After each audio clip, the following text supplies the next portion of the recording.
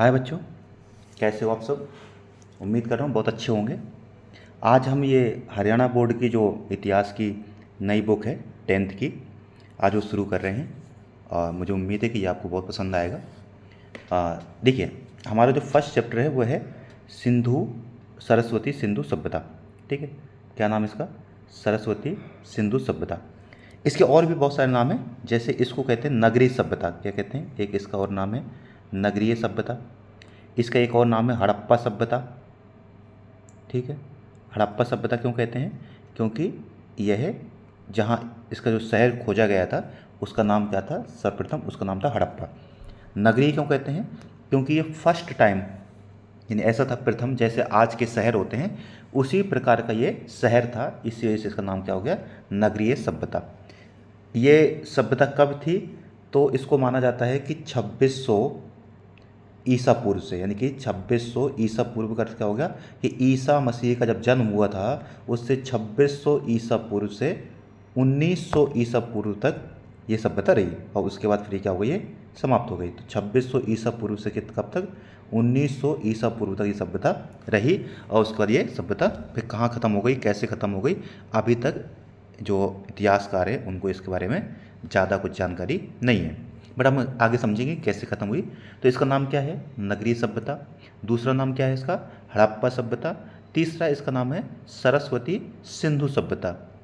अब इसका सरस्वती सिंधु सभ्यता क्यों नाम पड़ा? इसका नाम सिंधु सभ्यता हुआ करता था, परंतु अब इसका नाम चेंज हो गया है और इसका नाम हो गया है सिंधु सरस्वती सिंधु सभ्यता। जित ये शहर जो सभ्यता थी, ये नगर था, ये जहाँ जिस जगह पर बसा हुआ था वहाँ दो नदियाँ बहती थी। एक नदी का नाम था सिंधु और एक का नाम था सरस्वती। सरस्वती सभ्यता नदी जो है वो आज गायब हो गई है, ठीक है, परंतु इसका नाम क्या है? सरस्वती सिंधु सभ्यता। ठीक है, तो हड़प्पा सभ्यता हो गया, नगरीय सभ्यता हो गया, प्रथम नगरीय सभ्यता, या इसका दूसरा नाम है सरस्वती सिंधु सभ्यता। ठीक है, तो आइए शुरू करते हैं यहाँ पे। अब ये मैंने बता दी कहाँ पे ये नदी, वो सरस्वती और सिंधु नदियों की जो मैदान था वहाँ पर इस सभ्यता का विकास होता है। ठीक है, प्रथम नगरीय सभ्यता थी, ये बता दिया मैंने आपको। ठीक है, कि आज जैसे नगर शहर होते हैं उसी टाइप से ये नगरीय सभ्यता थी, तो प्रथम नगरीय सभ्यता थी। इसका विकास कब हुआ मैंने बता दिया। ये सभ्यता कब थी? 2600 ईसा पूर्व से 1900 ईसा पूर्व के आसपास तक ये सभ्यता विकसित हुई। ठीक है, 2600 से 1900 ईसा पूर्व। ठीक, उस समय कुछ महत्वपूर्ण सभ्यताएं थी, जैसे आज देश होते हैं ना, भारत है, अमेरिका है, जापान है, वैसे ही कुछ देश हुआ करते थे जिनको हमने सभ्यता कह दिया। ठीक है, उस समय सरस्वती सिंधु सभ्यता के साथ साथ कुछ और भी सभ्यताएं थीं, यानी और भी देश कह सकते हो आप उनको। एक था मेसोपोटामिया, जिसको आज ईरान कहते हैं, तो ईरान जो है वो मेसोपोटामिया था। और उसी प्रकार जो इजिप्ट है हमारा, जिसको मिस्र कहते थे, ये सभ्यताएं भी उस समय थीं, मतलब यहाँ पे। ठीक है, अब सरस्वती सिंधु सभ्यता की खोज किसने की थी? तो इसकी सर्वप्रथम पंजाब, जो आज कहाँ पर है, ये जो पंजाब प्रांत कहाँ पर है? पाकिस्तान में।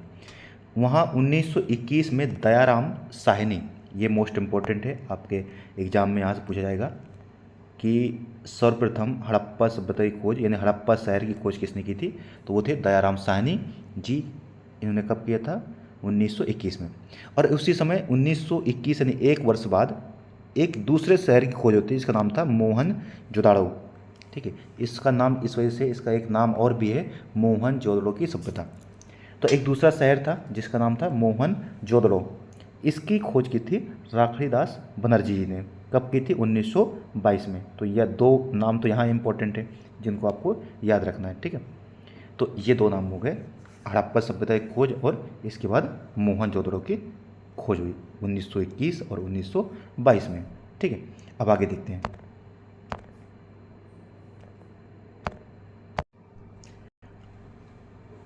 अब अगर ये बात करें कि आज ये सभ्यता कहाँ कहाँ पर है, तो मतलब कहाँ तक आज के शहर के हिसाब से बात करें, तो इसका सॉरी थोड़ा सा, ठीक है, हाँ देखो, अगर हम इसको इस तरीके से बांटें चार भागों में, इस तरीके से, ठीक है, तो सबसे उत्तर में आप जानते हैं जम्मू कश्मीर है, और तो सबसे उत्तर जो भाग है यानी कि नॉर्थ में, तो नॉर्थ इंडिया में जो सबसे ऊपर जो भाग है, नॉर्थ इंडिया में जो शहर था, जो जगह थी, और यहाँ इसमें ईस्ट पार्ट हो गया। जो नॉर्थ इंडिया में है इसका नाम था मांडा, जो कहाँ है, जम्मू कश्मीर में। याद रखना, सबसे उत्तरीय शहर कौन सा था, मांडा। ठीक है। सबसे दक्षिणी शहर जो है इसका नाम था दैमाबाद। क्या नाम था, दैमाबाद। ठीक है।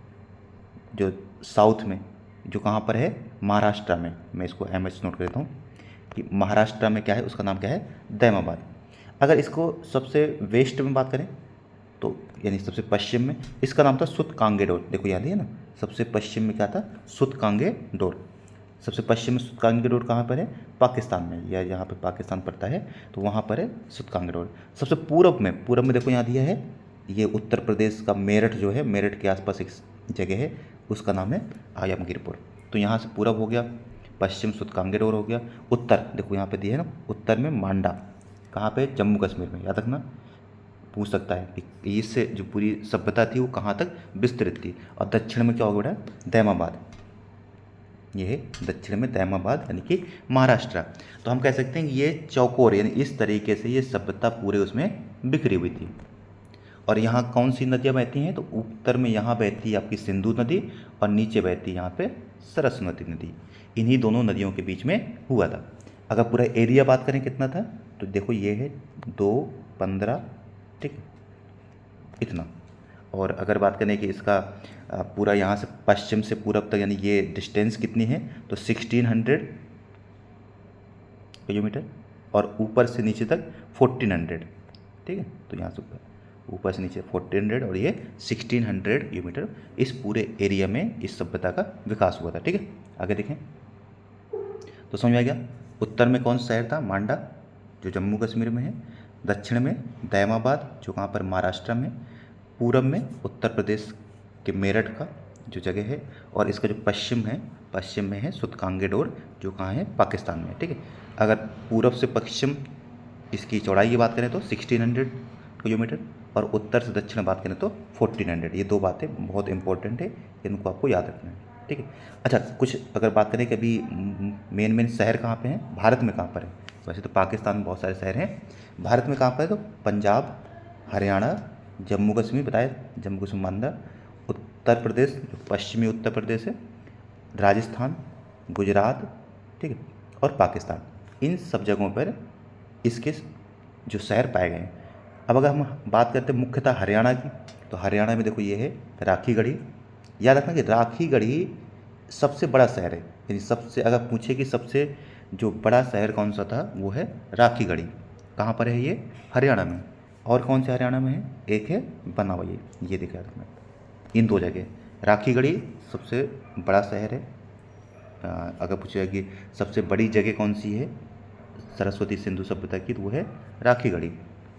ठीक है। मोहनजोदड़ो कहाँ पर है, ये है सिंध प्रांत, पाकिस्तान में। याद रखना कहाँ है, पाकिस्तान में। और हड़प्पा कहाँ है, पंजाब। देखो एक पंजाब तो भारत में है, और एक पंजाब कहाँ है, पाकिस्तान में भी है। तो ये जो हड़प्पा और मोहनजोदड़ो, ये दोनों कहाँ पर हैं, पाकिस्तान में है, याद रखना है। ठीक है। अब देखो ये उसी से बता दी ना, मांडा कहाँ है, ऊपर, दैमाबाद नीचे, ये आयमगीरपुर, और यहाँ है सुतकांगेडोर। ये इसका पूरा विस्तार है। तो अगर पूछ सकता है कि विस्तार के बारे में, एक प्रश्न यहाँ से बनाए कि सरस्वती सिंधु सभ्यता के विस्तार के बारे में संक्षिप्त टिप्पणी, या ठीक है, तो संक्षेप में बताएं, तो आप बता देंगे कि इस सभ्यता का विकास उत्तर से दक्षिण और पूरब से पश्चिम इन जगहों पर हुआ था, दो नदियों के बीच में। ऊपर में बता देंगे सिंधु नदी, नीचे दक्षिण में सरस्वती नदी। ठीक है। इसकी चौड़ाई और ऊपर से पूरब से पश्चिम और उत्तर से दक्षिण बता सकते हैं। ठीक है। और एरिया बता सकते हैं। तो ये हो गया हमारा यहाँ से इसके बारे में। ठीक है। अब आगे देखो, अब इसका रूट, अब हम इसकी बात करते हैं टाइम, यानी ये सभ्यता कब थी। मैं बता चुका हूँ टाइम। देखो यहाँ पे ये दिया ना, नगरीय सभ्यता, यही है 2600 से 1900 ईसा पूर्व। देखो शुरुआत में तो आप जानते हैं कि शुरुआत में आदि मानव से जब इंसान बना, उसको हम कहते हैं प्रथम चरण, जो बहुत प्राचीन था। उस समय सब गांव में रहते थे, ग्रामीण संस्कृति थी। ठीक है। धीरे धीरे जब इंसान ने रहना शुरू किया तो गांव में रहता था, खेती करते थे जानवरों को। उसके बाद धीरे धीरे हमारा जो दूसरा चरण शुरू हुआ वो था हमारा नगरीय सभ्यता। ठीक है। और तीसरा चरण वापस से फिर से ग्रामीण हो गया, जिसको हम कहते हैं वैदिक पीरियड, ठीक है, वेदों का समय था। तो इसमें याद रखना कि सिंधु और सरस्वती सिंधु सभ्यता जो है, कि अगर इसकी बात करें तो 7000, ठीक, 7500 से 7000 ईसा पूर्व से शुरू होती है, और 3200 ईसा पूर्व में नगर बनने शुरू होते हैं। तो मुख्य जो बात करते हैं वो क्या है, हमारी नगरीय सभ्यता है, जो नगर योजना शुरू हुआ कब, 3200 ईसा पूर्व, और पूरी तरीके से 2600 ईसा पूर्व में ये विकसित हो गई, ठीक है। ये विकसित कब हुई है, 2600 ईसा पूर्व में। और कब तक रही है, 1900 ईसा पूर्व तक रही। फिर उसके बाद ये सभ्यता धीरे धीरे नष्ट हो गई, और आगे कैसे नष्ट हुई वो देखेंगे, ठीक है।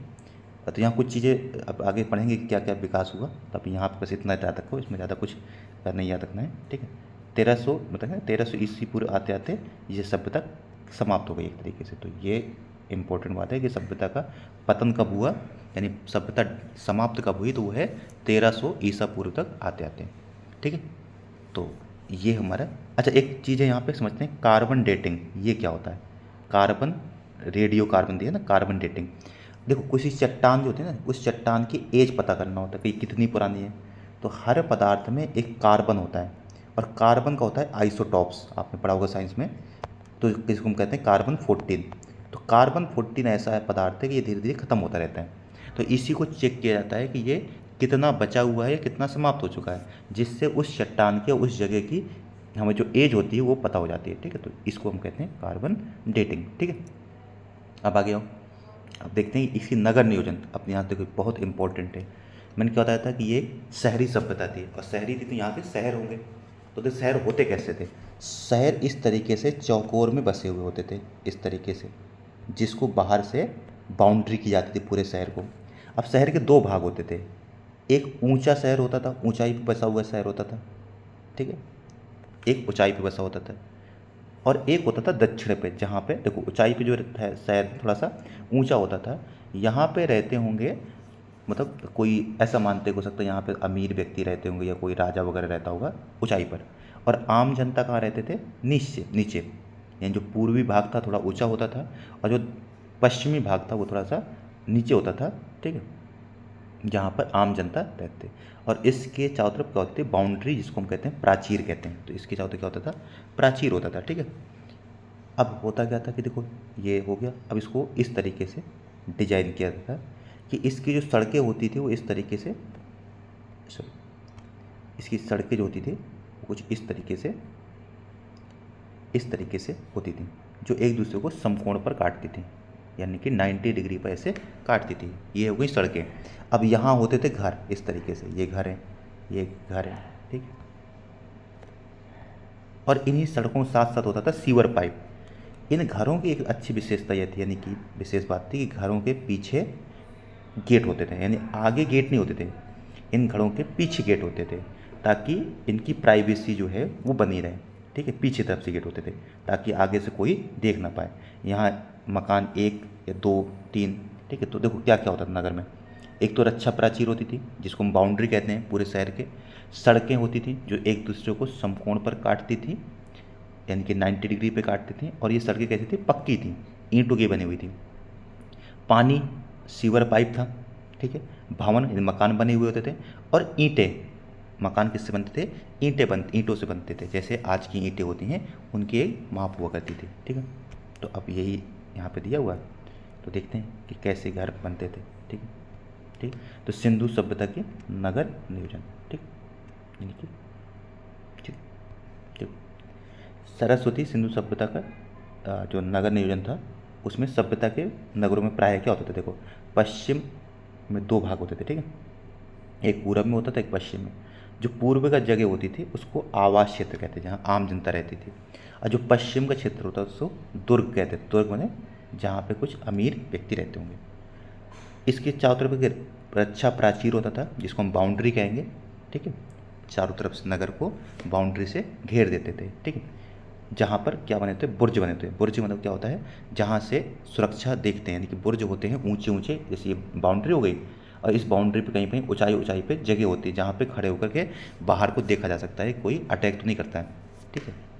नगर आवास के क्षेत्र में क्या होता, कौन कौन रहता था, आम नागरिक रहते थे, व्यापारी रहते थे, ठीक है, जो व्यापार करते थे, और बहुत सारे मिट्टी के बर्तन ये सब बनाने वाले कारीगर रहते थे, श्रमिक रहते थे।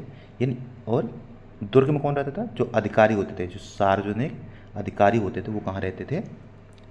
ऊंचाई पे, जो दुर्ग होता था वहाँ पे रहते थे। ठीक है, तो ये बता दी मैंने वही। और यहाँ की जो सड़कें थी वो, मकान देखो कैसे होते थे, यहाँ पे भी समझ लो। यहाँ दिया क्या दिया है, यहाँ की नगर योजना में सड़कों का महत्वपूर्ण स्थान था। सड़कें जो होती थी वह, सड़कें जो मुख्य सड़कें होती थी वह 5-6 खंडों में विभाजित होती थी। अब मोहनजोदड़ो में यह सड़कों की जो दे रखा 9.15 मीटर की चौड़ाई होती थी। ठीक है, और कहीं कहीं 3 मीटर तो होती ही होती थी, यानी कि सड़कें बहुत चौड़ी होती थी। जैसे काई बंगा, राखी गढ़ी, ये यहाँ पर सड़कें क्या थी? बहुत चौड़ी थी। ठीक है, सड़कें कच्ची भी होती थी और पक्की भी होती थी, यानी कि ईंटों से बनी होती थी। और साफ़ सफाई का बहुत ध्यान रखा था, यानी कि यहाँ की जो सड़कें होती थी बहुत ही साफ़ सुथरी रहती थी, गंदगी बहुत कम होती थी। तो ये एक इम्पोर्टेंट बात याद रखना है। ठीक है, देखो उस समय कुछ ये शहर दिए हुए हैं इस तरीके से। ये देखो आप चारों तरफ देखें तो किस तरीके से यहाँ से सड़कें आ रही हैं, मुख्य सड़क आ रही है, एक सड़क यहाँ से आ रही है, ये मकान बना हुआ है, ऊंचाई पे बना हुआ है, यहाँ पर आम जनता रहती है। इसको चारों तरफ से दीवार से घेरा गया है। ठीक है, पूरी तरीके से। एक जगह है जिसका नाम क्या है? अयोध्या। कहाँ पर है? गुजरात में। ये जगह कहाँ पे है? गुजरात में, याद रखना है। ठीक है, और ये है मोहनजोदड़ो, कहाँ पर है? पाकिस्तान में। यहाँ पे एक स्नानागार मिला है, बृहद स्नानागार, सबसे बड़ा स्नानागार। जैसे आज स्विमिंग पूल होता ना, उसी तरीके से। तो ऐसा मानते हैं कि यहाँ पर कुछ ऐसा प्रोग्राम होता होगा जहाँ पर यहाँ पे आकर के नहाया जाता होगा। ठीक है, तो ये एक इम्पोर्टेंट है। मैंने कहा साफ़ सफाई यहाँ बहुत होती थी, ये इस बात का बहुत ध्यान रखा जाता था ताकि साफ़ सफाई अच्छे से की जा सके। ठीक है, वही घरों की जो सड़कें होती थी, ठीक है, ऐसे जैसे ये घर है तो यहाँ से जैसे सीवर पाइप होता है ना, हमारे घर से पाइप आता है, फिर यहाँ पे ऐसे और सीवर में पानी जाता है, और यहाँ पे साफ़ सफाई करने का ढक्कन होता है ना, उसी टाइप से जैसे आज के ढक्कन होते हैं उसी टाइप से ये पूरे तरीके से शहर हुआ करते थे। तो मोटी मोटी 4-5 बातें याद रखना है कि यहाँ की सड़कें यानी कि चौड़ी होती थी, सड़कें एक दूसरे को समकोण पर काटती थी, 90 डिग्री पे काटती थी, सड़कों की साफ़ सफाई का विशेष ध्यान रखा जाता था। मकान से जो गंदा पानी होता था वो सीधे सीवर पाइप में जाता था।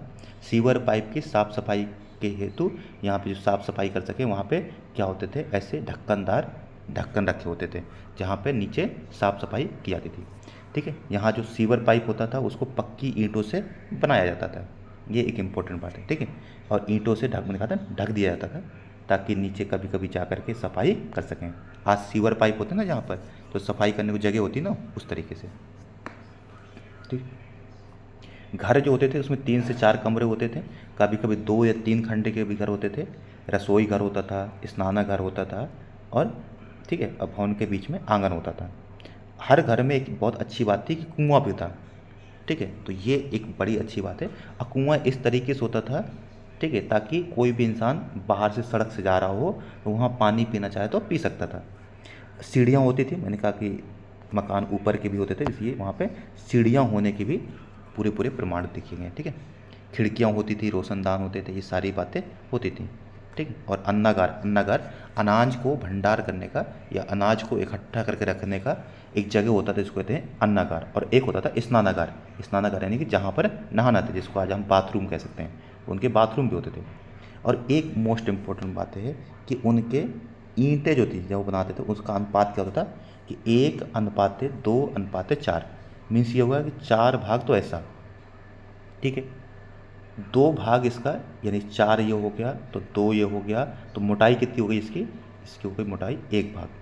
इस तरीके से ईंटें बनाई जाती थी। ठीक है, तो ये याद रहेगा। ठीक है, आ जाओ आगे, अब देखते हैं इसको, अरेंज करते हैं।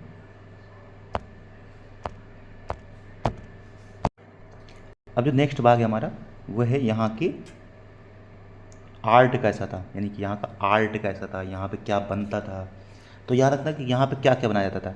यहाँ पत्थर और मिट्टी से और धातु से, 3 चीज़ें से, पत्थरों से, मिट्टी से और धातु, यानी कि जैसे कि जितने भी कांसा, उस समय एक धातु होती थी कांसा। कांसा क्या होता था? तांबा और टिन को मिक्स किया जाता था तो बनता है कांसा। ठीक है, तांबा और टिन को मिक्स करने से क्या बनता है, कांसा। इस धातु का प्रयोग किया जाता था, ठीक है। और इससे क्या बनता था, मूर्तियाँ बनती थी, ठीक है। क्या बनाया जाता था, मूर्तियाँ बनाई जाती थी, मुहर बनाई जाती हैं। मुहर क्या होती है, मुहर होती है इस तरीके का, जैसे आज एक टुकड़ा बना देते हैं, ये मिट्टी का इस तरीके का टुकड़ा होता था जैसे, ठीक है। और यहाँ पर कुछ ना कुछ ऐसे जानवर का चिन्ह बनाया रहता था, इसको कहते थे मुहर। जैसे आज सिक्के होते हैं, पैसे होते हैं ना, उसी प्रकार से उस समय मोहरें हुआ करती थी, ठीक है। करेंसी का काम करते थे ये। और मनके, मनके क्या होते हैं, मनकों को आप मोती समझो, मोती होते हैं ना जैसे हार में जो पहने जाते हैं, उनको कहते हैं मनके, ठीक है। और क्या बनता था, मिट्टी के बर्तन, मिट्टी के बर्तन बहुत अच्छे अच्छे बनाए जाते थे, मूर्तियाँ बनाई जाती थी, ठीक। यहाँ से एक याद रखना कि मोहनजोदड़ो से एक मूर्ति पाई गई है 19 सेंटीमीटर, जिसका जो मतलब जिसका सिर नहीं है, ठीक है, सिर टूटा हुआ है। कहाँ से पाई गई है, मोहनजोदड़ो से, ठीक है। और देखो यहाँ पे फिगर भी बना होगा, ठीक है। ये देखो, ये मूर्तियाँ दी ना, इस तरीके की मूर्तियाँ होती थी आज, जैसे आज की। ये देखो, ये आदमी का सिर पाया गया है पूरा तरीके से, जिसके ये एक कुछ कपड़ा ओढ़े हुए हैं, जहाँ पे कुछ चित्र बने हुए हैं, ये एक, ठीक है, ऐसे ये चित्र मूर्तियाँ पाई गई हैं, ठीक है। तो यहाँ होता है कि इसको कुछ ओढ़े हुए हैं, ये कहाँ से पाया गया है, मोहनजोदड़ो से। यहीं पे एक नर्तकी की मूर्ति पाई गई है, नर्तकी कहते हैं डांस करते हुए, डांसिंग करते हुए एक मूर्ति पाई गई है लड़की की, जो डांसिंग किसकी बनी हुई है, धातु की बनी हुई है, ठीक है, कांसे की। तो याद रखना, नर्तकी की मूर्ति कहाँ से पाई गई है, मोहनजोदड़ो से, ये इंपॉर्टेंट है। यहाँ पे पुरुष, स्त्री, पक्षी, इन सब की मूर्तियाँ बनाई जाती थी, आपके सामने बनी हुई हैं, ठीक है।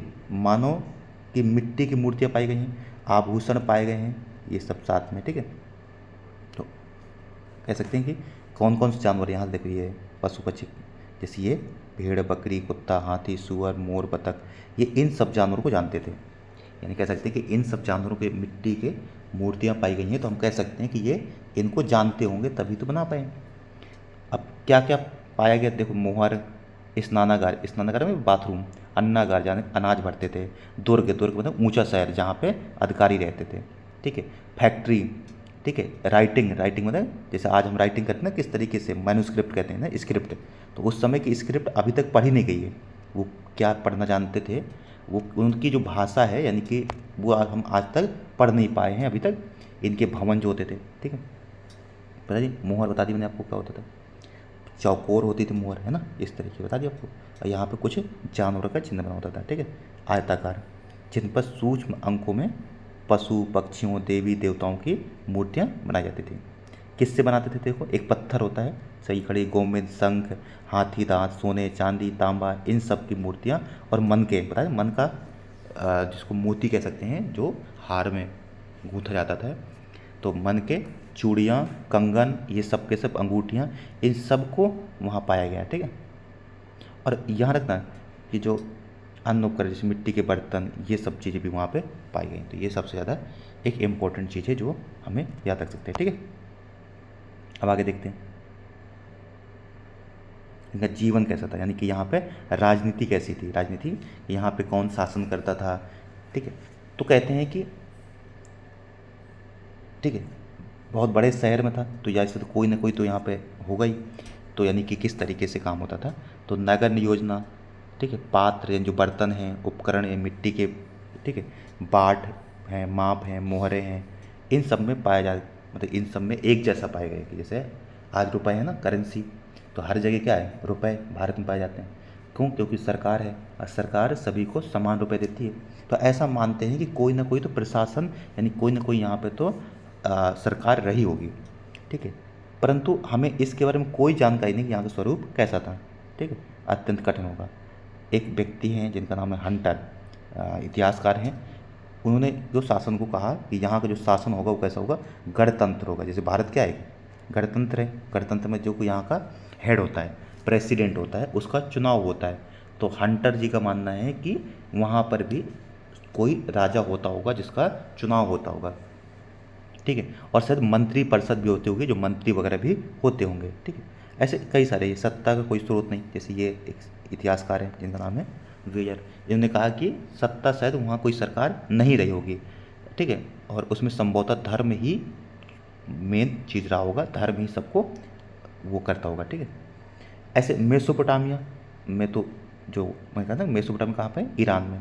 उस समय जो सभ्यता थी वहाँ पे राजा होते थे, पुरोहित होते थे, ये सब चीज़ें रहती थी। भारत मंदिर है एक बार, तो भारत के बारे में ये बात है कि अभी तक यहाँ पे ऐसे कोई साक्ष्य नहीं है यहाँ पर कोई राजधानी थी या नहीं थी, या कुछ था, राजा थे कि नहीं थे, इसके बारे में कोई जानकारी नहीं है। ठीक है, जैसे राखी गढ़ी तो, या फिर इनको आकार देख के इसका महत्व तो रहा होगा, ये बड़े शहर हैं, परंतु ये राजधानी थी या नहीं थी इसके बारे में कोई जानकारी हमें नहीं है। ठीक है, तो कह सकते हैं कि यहाँ का प्रशासन कैसा था इसकी जानकारी नहीं है। हाँ, यहाँ के मन के, यहाँ की माप की विधि, इन सब में एक रूपता देख करके कह सकते हैं कि शायद कोई ना कोई प्रशासन जरूर रहा होगा। हो सकता है कि मोहनजोदड़ो और सब हड़प्पा जो होंगे वहाँ की राजधानियाँ रही होंगी, परंतु पूरी तरीके से कहना ये बात सही नहीं है। ठीक है,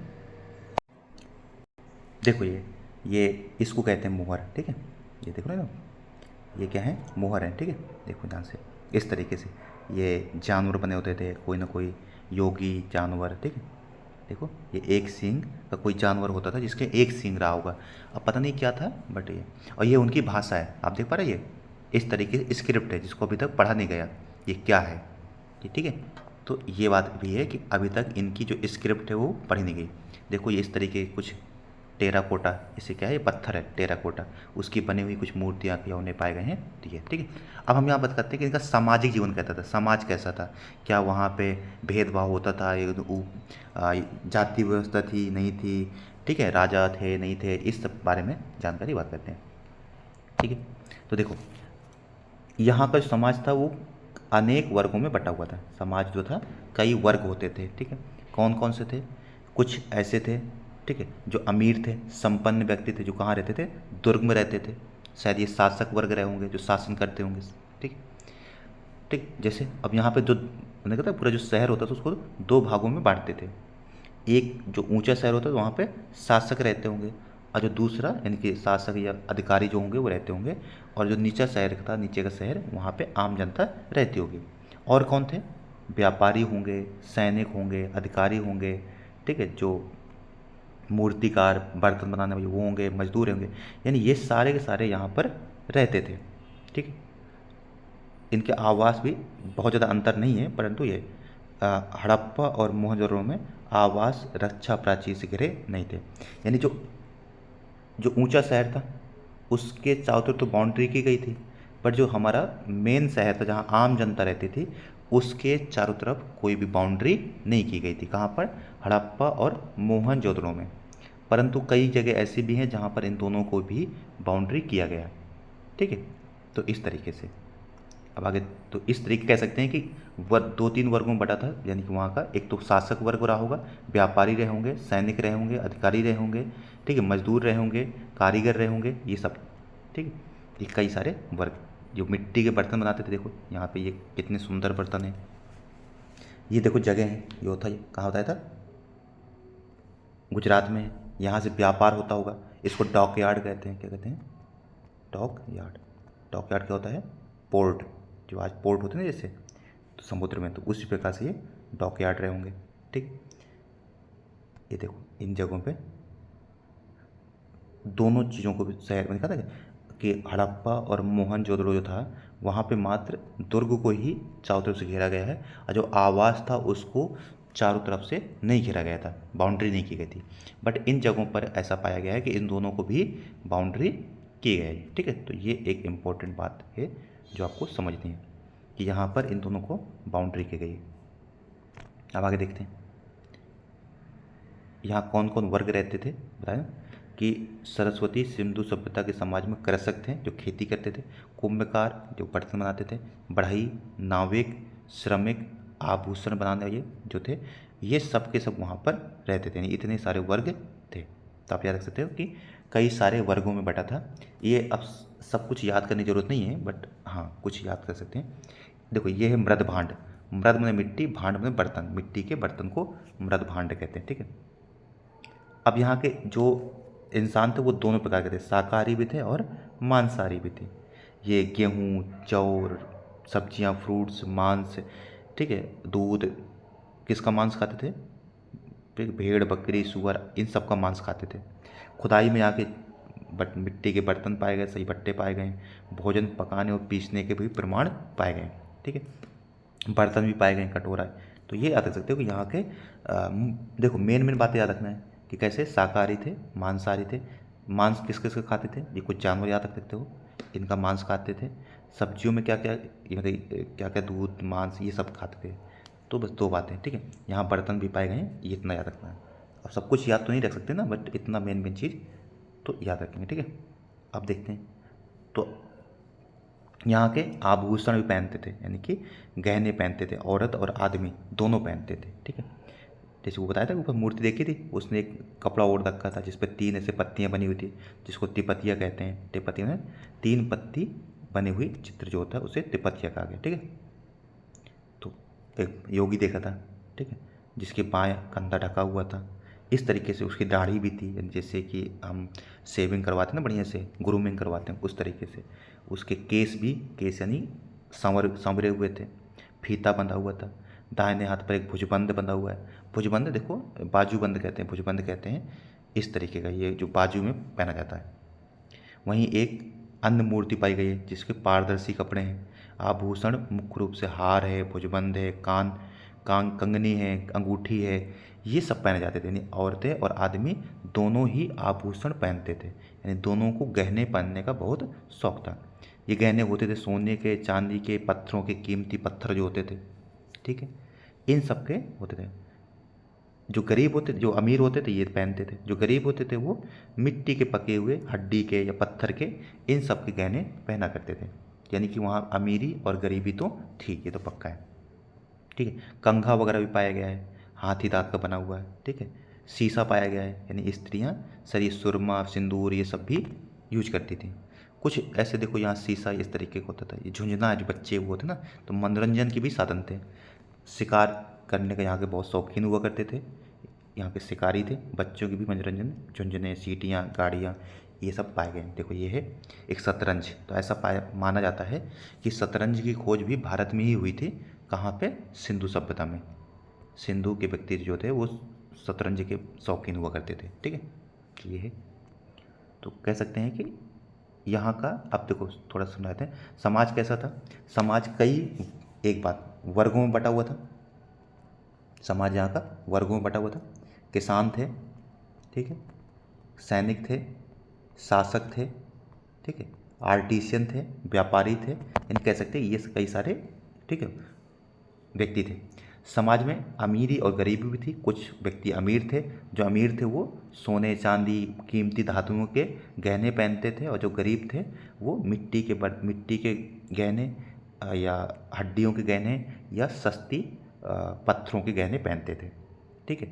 और यहाँ के स्त्री और पुरुष, यानी कि आदमी और औरत, दोनों ही गहने पहनने के शौकीन थे। दोनों ही प्रकार के श्रृंगार करते थे, जिसमें शीशे पाए गए, कंघे पाए गए, इस तरीके के सारे, ठीक है। और मनोरंजन के साधन थे, जैसे कि शतरंज, शतरंज का भी यहाँ पर पाया गया है, ठीक है। तो मनोरंजन भी करते थे। शिकार करने के सबसे ज़्यादा शौकीन हुआ करते थे यहाँ के व्यक्ति। तो अगर पूछे बताओ सिंधु सभ्यता का समाज कैसा था, तो ये सारी बातें आप 2-3-4 पॉइंट्स बना करके कर सकते हैं अपने आप से, ठीक है। अब आते हैं कि यहाँ का आर्थिक स्थिति कैसी थी, यानी कमाई क्या के जरिया क्या था, ये क्या करते थे, खेती करते थे, व्यापार करते थे, क्या करते थे, उसको देखते हैं, ठीक है। आ जाओ। अब देखिए यहाँ का आर्थिक जीवन अगर बात करते हैं तो यहाँ पे कृषि कार्य किया जाता था, यानी कि खेती इम्पोर्टेंट था, ठीक है। थोड़ा देखते जूम करते थे। यहाँ खेती करते थे। किस किस चीज़ की खेती होती थी? गेहूँ की, जौ की, मूंग, मसूर, मटर, सरसों, कपास, इन सब की खेती होती थी। आपसे पूछा जा सकता है कि बताओ सिंधु सभ्यता में किस किस चीज़ की खेती की जाती थी, तो इस बात को आप ज़रूर बताएंगे, याद रखेंगे, ठीक है। मतलब कुछ याद रख सकते हैं, तो जितने भी आज किस दौर में खेती होती है वो तब भी होती थी, ठीक है। यहाँ पर, ठीक है, सिंचाई की व्यवस्था थी। कृषि के उपकरण थे, जैसे हम जुताई करते हैं ना खेत जोतने के, तो वो सब होते थे। यहाँ पे एक जगह है, वो इम्पोर्टेंट याद रख सकते हो, वो है मेहरगढ़। क्या नाम है इसका? मेहरगढ़। यहाँ पे दरांती पाई गई। दरांती मतलब पत्थर का बना हुआ है, जिससे गेहूँ काटते हैं ना, ऐसा हंसिया जैसा होता है ना, ऐसे यहाँ पे ऐसे धार होती है, ये पाया गया कहाँ पर? मेहरगढ़, याद रख सकते हैं, ठीक है। और जुते हुए खेत के साक्ष्य कहाँ से मिले, यानी कि हमने ये पाया गया कि जो खेतों की जुताई की गई है वो इम्पोर्टेंट है। ये दो बातें, मेहरगढ़ और ये कालीबंगा, ठीक है। और यहाँ से यहाँ तक आप ये सारे कृषि के याद रख सकते हो, मोस्ट इम्पोर्टेंट बात। मेहरगढ़ का कालीबंगा, ये दो शब्द और बनाई। यहाँ से क्या पाया गया है, तराती, यहाँ से जुते हुए खेत के साक्ष्य, और यहाँ से जो खेत जोतने का वो होता ना, ये इस तरीके से इसको ये पाया गया, ठीक है। तो अब आगे देखते हैं। यहाँ पे जानवर भी रखते थे, तो खेती तो करते थे, साथ साथ जानवरों को रखते थे। कौन कौन से, गाय, भैंस, बकरी, कुत्ता, गधा, सूअर, इन सब जानवरों को भी ये घर पे रखते थे, क्योंकि इनसे क्या पाते थे, दूध, मांस, ऊन, ये सब इनको प्राप्त होता था इन जानवरों से, ठीक है। तो कह सकते हैं इनका एक काम था कृषि करना, ठीक है। दूसरा था जानवरों को रखना, ठीक है, यानी कि पशुपालन कह सकते हैं ना, कि पशुओं को रखते थे। इनसे इनको क्या प्राप्त होता था, मीट, मांस, दूध, ठीक है, ऊन, ये सब इनसे प्राप्त होता था।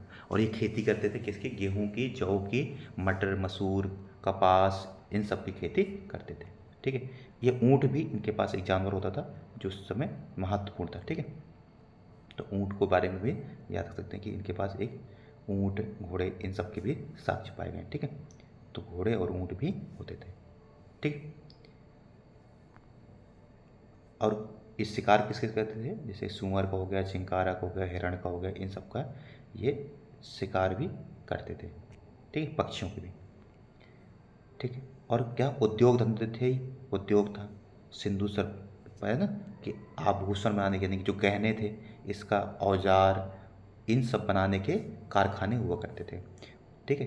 मैंने कहा ना कि मनके बनाने का कारखाना था, जिसको कीमती पत्थर से, सीप से, हाथी दांत से, इनसे गहने बनाए जाते थे। जैसे राखी गढ़ी है, भिड़ाना है, इनसे यहाँ से ये इसके साक्ष्य पाए गए हैं, ठीक है। मिट्टी के बर्तन थे, ईंट बनाने का उद्योग था, वस्त्र यानी कपड़े बनाने का उद्योग था, फैक्ट्री थी जैसे आज होते हैं ना, ये सारी बातें उस समय बहुत ही महत्वपूर्ण थी। तो यानी व्यापार भी होता था। तो तीसरी बात क्या हो गई, कृषि, ठीक है, पशु और व्यापार, ये तीन बातें यहाँ पे कमाई का जरिया थे, ठीक है, जहाँ से इनका व्यापार होता था, ठीक है। तो ये हो गया हमारा। अब देखते हैं नेक्स्ट क्या था यहाँ पे, ठीक है। यहाँ से बस सारा इम्पोर्टेंट ये बात मैं बता दी कि ये विदेशों से व्यापार करते थे।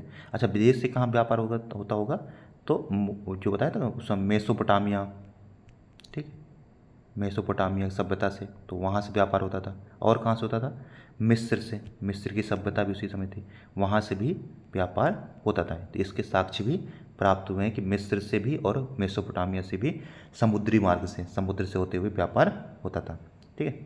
क्योंकि यहाँ पर जो ये मोहनजोदड़ो है, यहाँ से हमें किसके साक्ष्य प्राप्त हुए हैं, ठीक है, मोहनजोदड़ो से हमें साक्ष्य प्राप्त हुए किसके, नाव के, जिसमें मोहर पाई गई है उसमें नाव बना हुआ है, ठीक है। तो इससे ये समझ में आता है कि यहाँ से व्यापार होता होगा, देखो, ठीक। और मैं बताया था यहाँ पे कि जो नाव के साक्ष्य पाए गए उसी से। मेसोपोटामिया से भी हमारे यहाँ की मोहरें प्राप्त की गई हैं। वो हमारी सभ्यता को क्या नाम देते थे, ये एक शब्द दिया है, वही हुआ, ये नाम देते थे किसको, सिंधु सरस्वती सभ्यता को, ठीक है। तो यानी वहाँ से हमारे व्यापारिक संबंध थे। बंदरगाह था, बता दी मैंने आपको, ठीक है। बड़ी मात्रा में बाट, तराजू, ये सब पाए गए हैं, ठीक है। तो ये इम्पोर्टेंट थे। अब आते हैं यहाँ पर धार्मिक जीवन कैसा था, यानी कि धर्म था कि नहीं था। तो कहते हैं कि जो सिंधु सभ्यता के व्यक्ति थे, वहाँ पे कोई मंदिर का साक्ष्य नहीं पाया गया। तो ऐसा मानते शायद ये प्रकृति की पूजा होंगे, यानी कि प्रकृति की पूजा करते थे, मातृ देवी की पूजा करते थे, क्योंकि एक, ठीक है, तो ये जैसे ना कि मातृशक्ति यानी औरत एक देवी होती थी, उनकी पूजा करते थे। और ये प्रकृति यानी कि पेड़ पौधे, इन सब की पूजा भी किया करते थे, ठीक है। एक पशुपति जिसको आज शिव जी कहते हैं, देखो यहाँ पे ना इस तरीके के साक्ष्य, तो इसे कहते हैं कि एक देवता होते जिसको कहते थे पशुपति, जिसके आज शिव जी जैसे, तो पशुपति शिव की उपासना करते थे।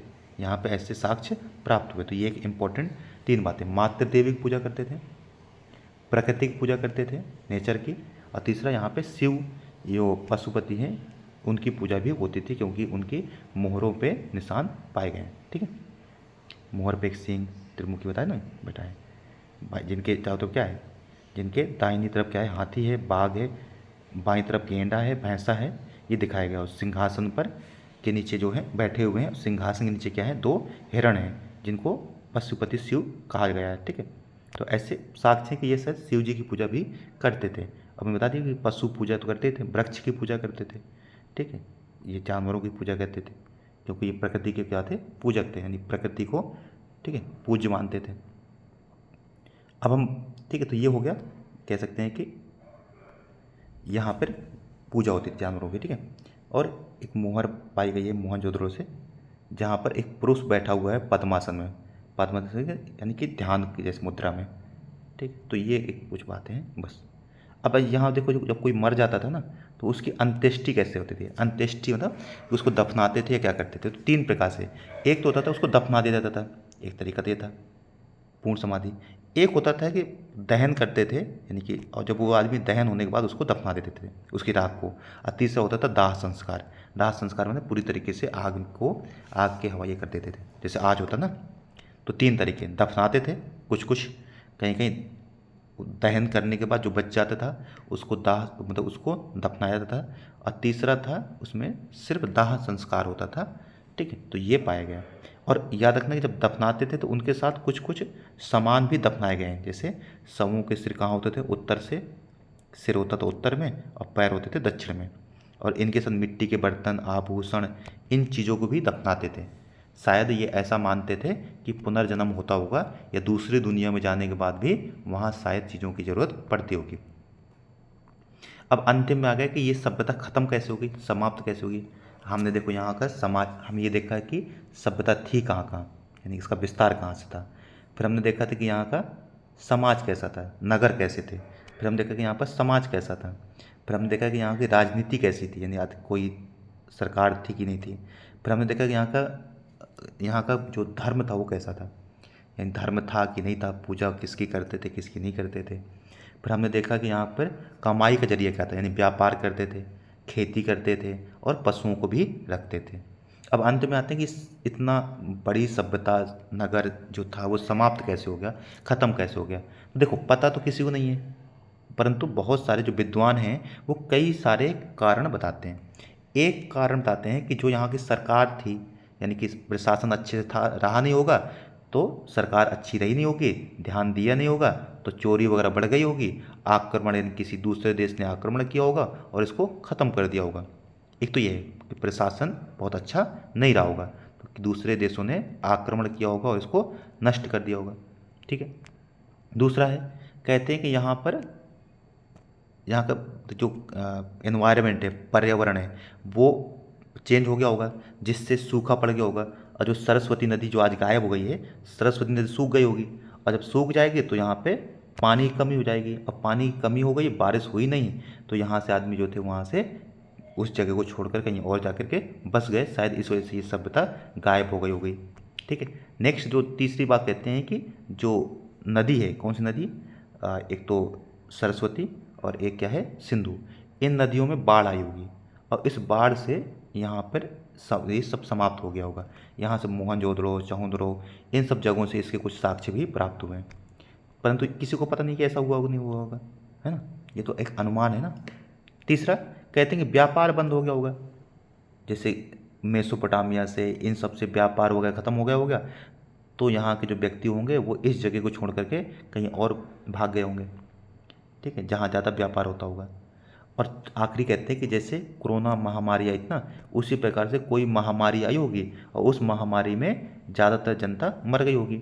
ठीक है, जैसे ये देखो कुछ जानवर ऐसे 100 पाए गए हैं दफनाए हुए एक साथ बहुत सारे, तो ऐसा मानते हैं कि शायद कोई बीमारी आई होगी और उस बीमारी की वजह से ये सभ्यता खत्म हो गई होगी। ठीक है, अब क्या था सच में ये किसी को नहीं पता, बस सबके एक अनुमान है। कुछ का मानना है कि यहाँ पे